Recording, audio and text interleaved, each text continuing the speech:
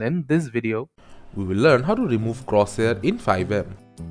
In FiveM, in order to remove your crosshair, which is extremely simple, all you need to do is after getting into the game, press the F8 button in your game, which will bring up the console of your FiveM. In here, in order to remove the crosshair, all you need to do is type in this command, which is profile reticule size -10, which will essentially remove the crosshair of your weapons in front of you.